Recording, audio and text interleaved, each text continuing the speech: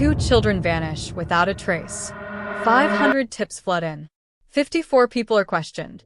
But it's the stepfather's own words he chose to speak, that may hold the key to what really happened to Lilly and Jack Sullivan. When someone volunteers for a polygraph test, are they trying to prove their innocence? Or are they trying to control a narrative that's slipping away from them? This is a story about missing children, but it's also about the psychology of deception and how sometimes the most revealing thing isn't what someone says, it's how they choose to say it. If you're ready to dive deep into one of the most puzzling missing persons cases in recent memory, hit that subscribe button now, because we're about to examine every word, every pause, and every choice that might lead us to the truth. The disappearance. May. A month that should have been filled with the promise of summer, with children's laughter echoing through neighborhoods, with families planning vacations and outdoor adventures. Instead, for one family in Canada, May became the month that changed everything forever. Lilly Sullivan, a bright young girl who loved all things girly but wasn't afraid to get her hands dirty playing with her younger brother.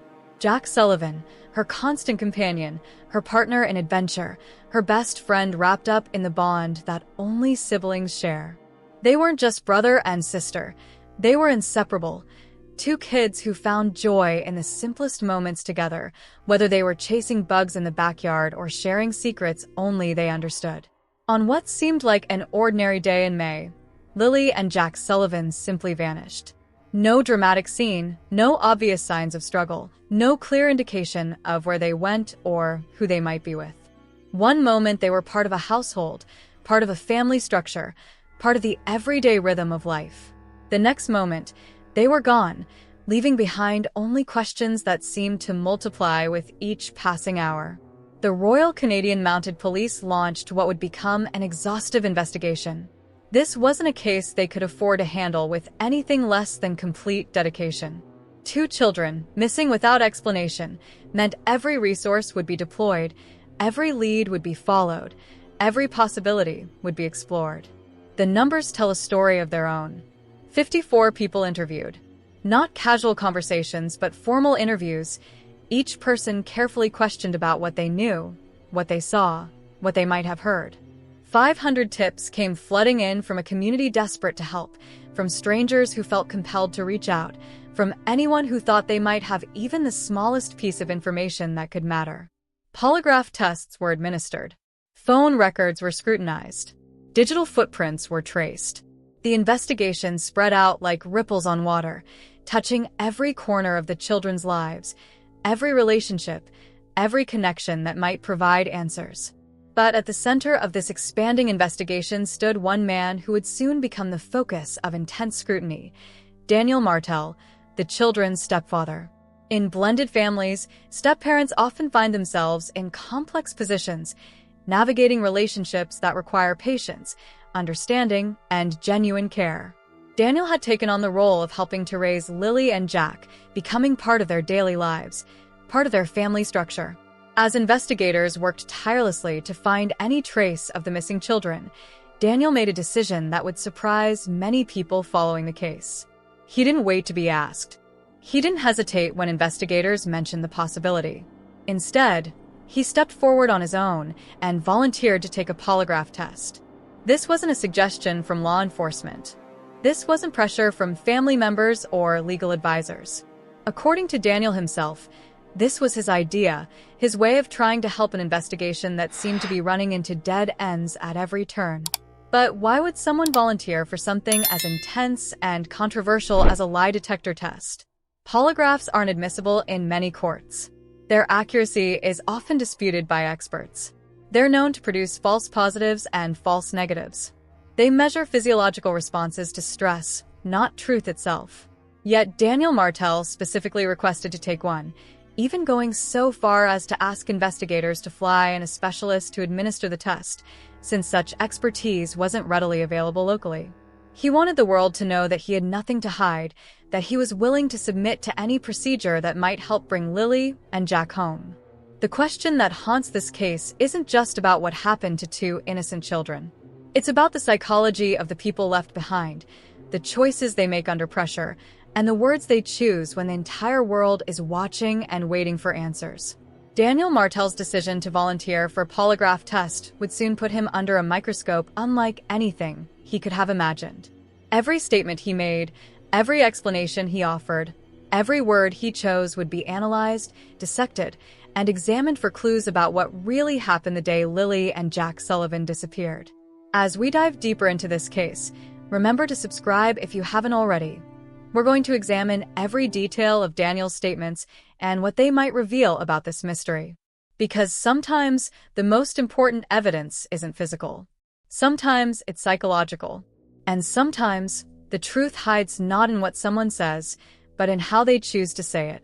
The polygraph request. When Daniel Martel sat down for his interview about the polygraph test, something fascinating happened in the first few seconds, something that behavioral analysts would later identify as a critical moment in understanding his mindset. The question was simple and direct. You said they're flying in someone to do a polygraph test. Is that on you? For just a moment, Daniel stumbled. That's not just on me, but on everyone. That pause, that immediate deflection, these aren't random verbal quirks. In forensic linguistics, this is called distancing language. It's what happens when someone feels the spotlight getting too bright, too focused, too intense. Instead of simply saying yes or no, Daniel's first instinct was to spread the responsibility, to make sure he wasn't standing alone in the center of attention. But then he caught himself. That's what I asked for. I asked for that so early on. This is where the psychology gets interesting. Daniel wanted to be seen as proactive, as cooperative, as someone who was trying to help rather than someone who was being pressured into compliance. He emphasized that he had requested the polygraph early in the investigation, that it was his idea, his contribution to solving the mystery of what happened to Lilly and Jack. The interviewer pressed deeper. Why do you think you need to do that? Do you think they don't believe you? This is the moment where Daniel's answer becomes most revealing, not for what he says, but for where he directs his focus. I think their side of the family doesn't believe me. Notice what just happened. The question was about whether law enforcement believed him. The natural response would be to address police suspicion, investigative pressure, or the need to clear his name with authorities. Instead, Daniel immediately redirected the conversation to family dynamics, to personal relationships, to emotional conflicts that existed outside the official investigation. He didn't say, I think the police don't believe me. He didn't say, I want to prove I didn't do anything wrong. He made it about family, about sides, about personal disputes that had nothing to do with the professional investigation into 2 missing children. This redirect is psychologically significant. When someone is truly innocent and desperately wants missing children found, their focus typically remains on the investigation itself, on helping authorities, on doing whatever it takes to bring those children home. When the focus shifts to personal reputation, to family disputes, to managing how others perceive them, it suggests a different set of priorities. But Daniel wasn't finished. He added another layer. Not just the people online making crazy accusations. Here's where the deflection becomes complete. What started as a question about law enforcement belief has now become about internet criticism, about social media speculation, about the noise that surrounds high-profile cases. Daniel's mental map of the situation apparently included managing public perception as a primary concern. Think about this for a moment. When children go missing, when a family is in crisis, when law enforcement is working around the clock to find answers, where does the mind of an innocent person go? Does it go to social media comments? Does it go to online speculation? Or does it stay focused on the woods, the search, the investigation, the desperate hope that those children will be found alive and brought home safely? Daniel's focus on online accusations reveals something crucial about his state of mind. He was aware of how he was being perceived. He was managing a reputation crisis alongside a missing children crisis. And in the world of behavioral analysis, that divided attention is a red flag. The psychology behind volunteering for a polygraph test is complex. On the surface, it seems like the action of someone with nothing to hide. But dig deeper, and you find that people rarely request lie detector tests unless they feel accused, unless they sense suspicion closing in, unless they need to proactively manage a narrative that's getting away from them. Daniel presented his polygraph request as cooperation, as helpfulness, as a way to assist the investigation. But his own words suggest it was something else entirely, a preemptive strike against mounting suspicion, a way to get ahead of accusations before they became overwhelming. When he said, "I asked for that so early on," he was establishing timeline, showing that he was proactive rather than reactive. When he mentioned flying in a specialist, he was demonstrating the lengths he was willing to go. When he talked about clearing things up for everyone, he was positioning himself as someone trying to bring peace to a chaotic situation. But here's what's missing from all of this: urgency about the children themselves, desperation to find Lilly and Jack, emotional appeals for their return, the kind of raw, desperate energy that typically consumes people when children they care about have vanished without a trace. Instead, Daniel's energy was focused on managing perception, on clearing his name, on dealing with family dynamics and online criticism. His priorities, as revealed through his own words, seemed to be more about reputation management than child recovery. As the interview continued, Daniel would reveal even more about his mindset, his priorities, and his understanding of what was really at stake in this investigation. And every word would add another piece to a puzzle that was becoming more complex and more disturbing with each revelation. The decision to take a polygraph test was just the beginning. The real story was in how Daniel talked about that decision, how he framed it, and what it revealed about what was really going on in his mind while 2 children remained missing and a community held its breath, waiting for answers. Don't forget to subscribe as we continue analyzing every aspect of this case, because what comes next will reveal even more about the psychology behind Daniel's public statements and what they might tell us about what really happened to Lilly and Jack Sullivan. Reading between the lines. The polygraph test was over. Daniel Martel claimed he had passed. But in a case where every word matters, where every statement is scrutinized for clues, it wasn't just the test results that drew attention. It was how Daniel chose to talk about them. "I do have results, and I don't know if I can share those results, but they were good in my favor, we'll say that." Let's pause here and examine this carefully constructed response. First, notice the hedging language. "I don't know if I can share those results." This creates an impression of compliance with official restrictions while simultaneously allowing him to share exactly what he wants to share. It's a way of having it both ways, appearing to follow rules while still controlling the narrative. Then comes the critical phrase, "They were good in my favor, we'll say that." The qualifier "will say that" is linguistically fascinating. It's not "I passed," or "the results cleared me," or "they proved my innocence." Instead, it's a soft, almost diplomatic way of claiming victory without making absolute statements that could be challenged or verified. But here's what's most significant. Despite Daniel's claims of passing the polygraph test, the RCMP refused to confirm his story. No official validation. No public verification. Just Daniel's word that the results supported his version of events. In missing children cases, when someone takes an official polygraph test and the results genuinely clear them, law enforcement typically has no problem confirming that information. It helps focus the investigation elsewhere. It eliminates suspects so resources can be directed toward more promising leads. The fact that the RCMP remained silent about Daniel's claimed results speaks volumes. Daniel had made a strategic move, volunteering for a test that he hoped would silence speculation and clear his name. But the aftermath of that test only raised more questions about what the results actually showed and whether his public claims matched the private reality of what investigators had learned. As Daniel continued to speak publicly about the case, his language patterns began to reveal something troubling about his mindset and priorities. When asked about his cooperation with the investigation, he said, "I know it would be a big help in the case and kind of narrow down maybe some of the speculations and just provide more evidence." On the surface, this sounds cooperative and helpful, but let's examine it more closely. The confidence in his opening, "I know it would be a big help," is striking. How does someone who isn't an investigator speak with such certainty about what will help solve a case? Innocent people typically express hope rather than certainty. "I hope it helps," or "maybe it will clear things up." The phrase "kind of narrow down maybe some of the speculations" is loaded with hesitation markers. Kind of, maybe, some. These are distancing words, ways of avoiding direct confrontation with the accusations swirling around him. Instead of directly addressing suspicions or firmly denying involvement, Daniel chose vague, minimizing language that deflects rather than confronts. The stammered and just provide more evidence reveals cognitive stress, the kind of verbal stumbling that often occurs when someone is working hard to manage their presentation rather than simply telling their truth. But perhaps most revealing is his final phrase, just provide more evidence. Not prove my innocence or clear my name or show I had nothing to do with this.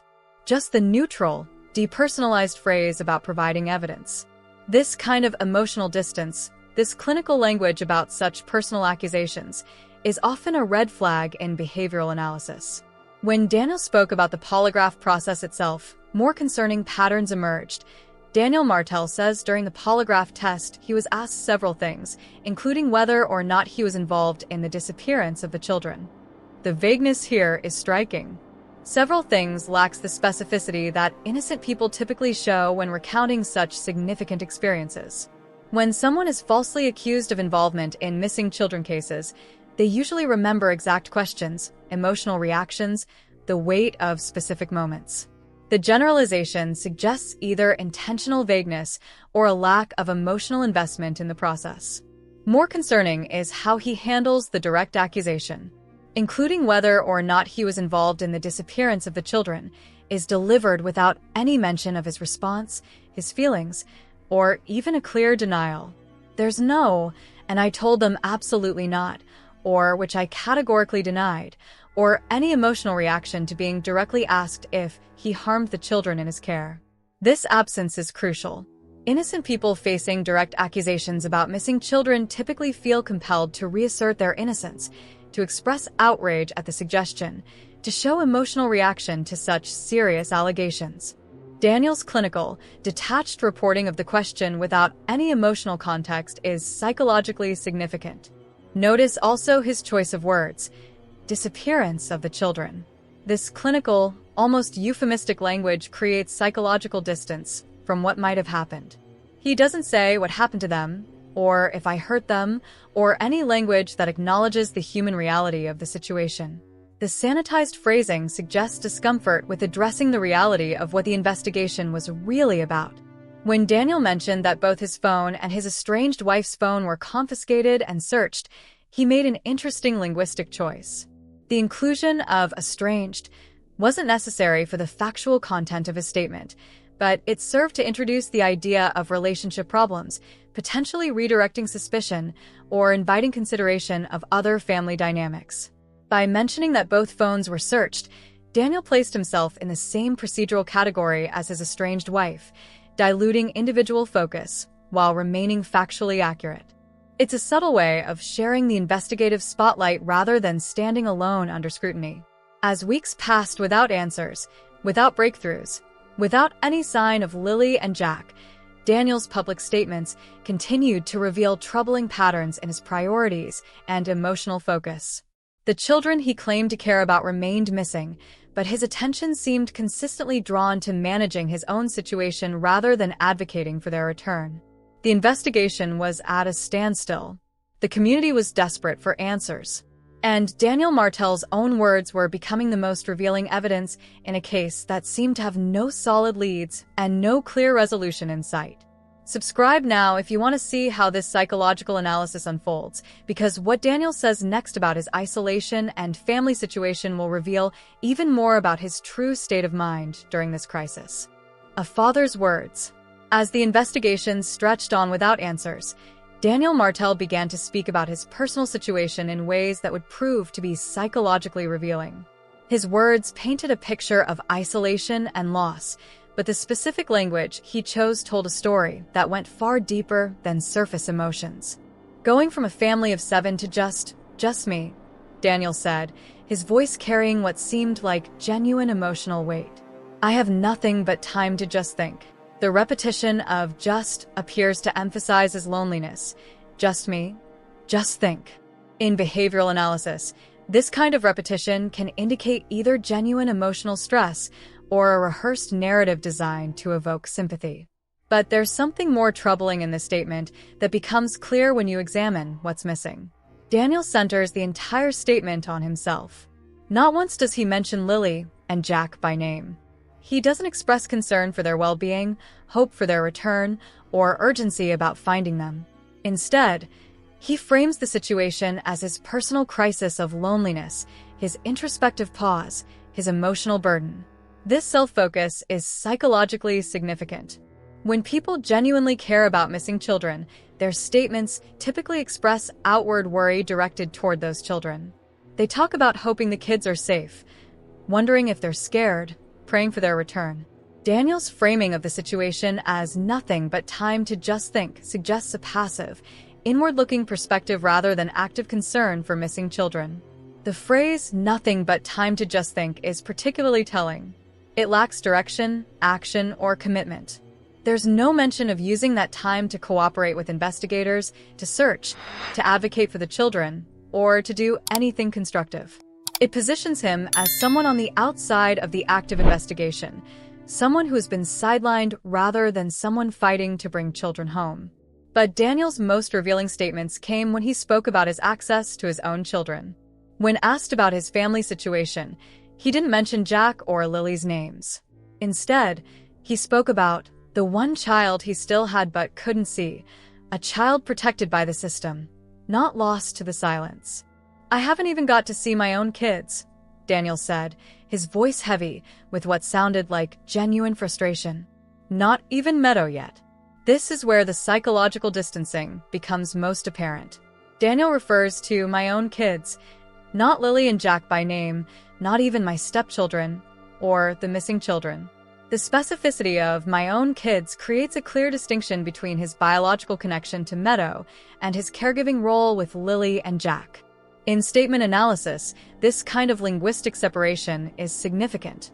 It suggests a psychological hierarchy where his biological child receives emotional priority over his stepchildren. The phrase "my own kids" implies ownership, connection, and responsibility in a way that his silence about Lily and Jack does not.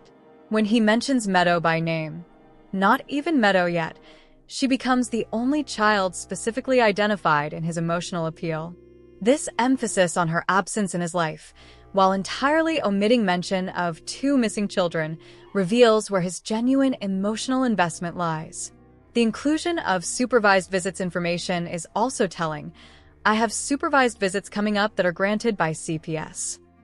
This detail serves multiple purposes.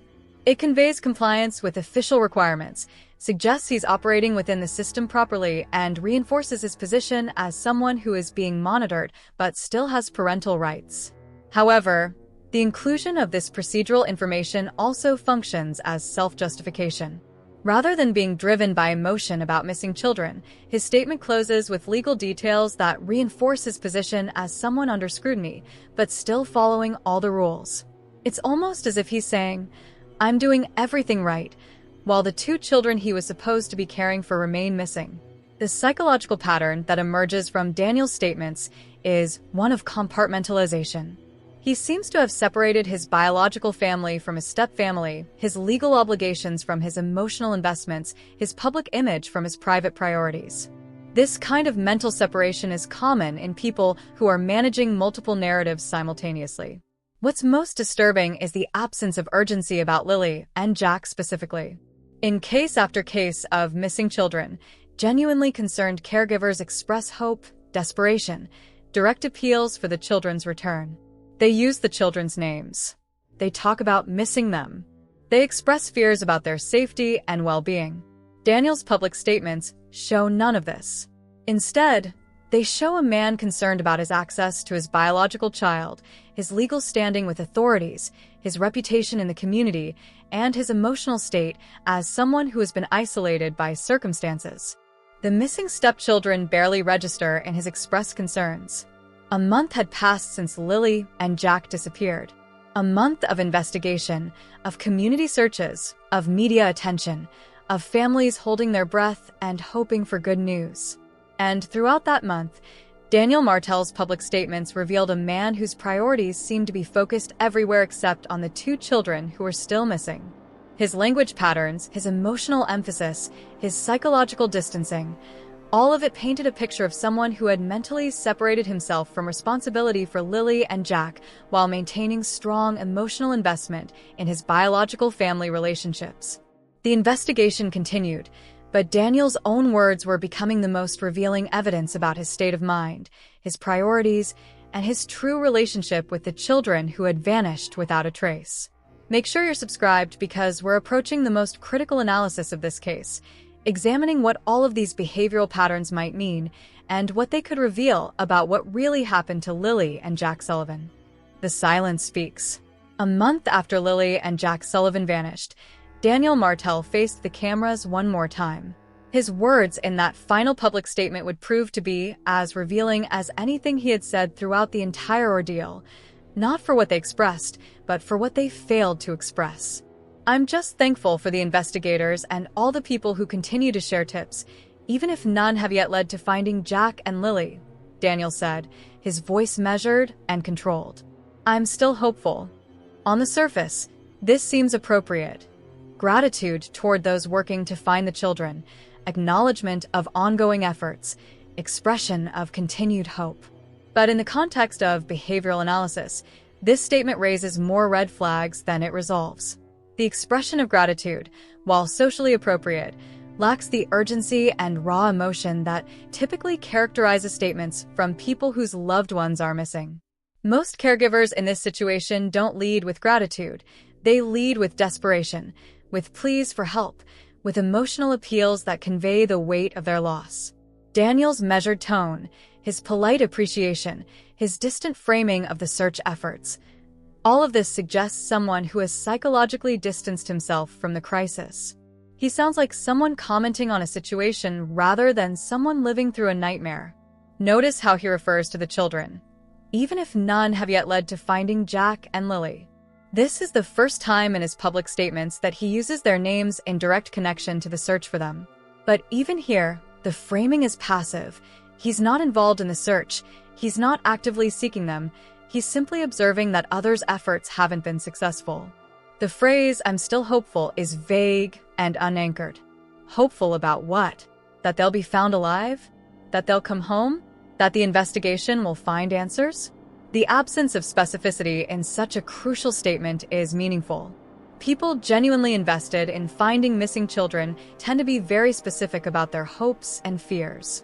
Compare this to how other parents and caregivers speak about missing children. They say things like, "I just want them to come home," or "I hope they're safe wherever they are," or "Please, if you have any information, help us bring them back." They use direct, emotional language that conveys their personal investment in the outcome. Daniel's clinical detachment, his focus on procedural gratitude rather than emotional pleading, his passive observation of others' efforts, all of this suggests someone who has mentally removed himself from active involvement in the children's fate. But perhaps the most revealing aspect of this final statement is what it doesn't include. There's no direct appeal to the children themselves. "No, Lilly and Jack, if you can hear this, we love you, and we're looking for you." There's no expression of personal loss. "No, I miss them every day," or "the house is empty without them." There's no acknowledgement of their individual personalities, their relationships, their place in his life. Instead, there's administrative gratitude and vague hope, the kind of response someone might give about a community problem rather than a personal tragedy involving children they helped raise. Throughout the entire investigation, Daniel Martel's public statements revealed a consistent pattern of psychological distancing from Lilly and Jack. He spoke about reputation management, family disputes, legal procedures, and his own emotional state. But he rarely spoke about the children themselves as real people he cared about and missed. This pattern is significant in behavioral analysis because it suggests compartmentalization, the ability to mentally separate different aspects of a situation to manage psychological stress or guilt. People who are truly innocent and truly concerned about missing children typically cannot compartmentalize in this way. Their emotional investment bleeds through every statement, every interview, every public appearance. The polygraph test that Daniel volunteered for was supposed to provide answers, to clear the air, to help the investigation move forward. Instead, it became another piece of evidence, Not physical evidence, but psychological evidence about Daniel's priorities, his mindset, and his relationship with the truth. Polygraph tests don't always prove guilt, but they can point investigators toward patterns of deception, areas of concern, psychological stress points that warrant further investigation. Daniel's claimed passing results, which were never officially confirmed, may have told investigators more about his capacity for managing stress and controlling responses than about his actual innocence or guilt. The real revelation in this case isn't in any single statement or action. It's in the cumulative pattern of Daniel's behavior, his focus on reputation over children, his psychological distancing from Lilly and Jack, his compartmentalization of biological versus step-family relationships, his passive stance toward the investigation. These patterns don't prove legal guilt, but they paint a psychological portrait of someone whose priorities and emotional investments may not align with what the public was led to expect from a concerned stepfather desperate to find missing children. As this case remains open, as investigators continue to search for answers, as the community continues to hope for resolution, Daniel Martel's own words stand as a testament to the power of behavioral analysis in understanding what lies beneath the surface of public statements. Lilly and Jack Sullivan deserve more than silence. They deserve more than careful, calculated statements that manage reputation while avoiding emotional investment. They deserve the kind of desperate, urgent, unfiltered advocacy that comes from people who genuinely love them and will stop at nothing to bring them home. The investigation continues. The search goes on. And somewhere out there, 2 children remain missing while their stepfather's words echo with all the things he chose not to say, all the emotions he chose not to express, and all the urgency he chose not to convey. In the end, sometimes the most powerful evidence is silence, the space between words where genuine emotion should live, where desperate love should scream, where a stepfather's heart should break every single day until those children come home.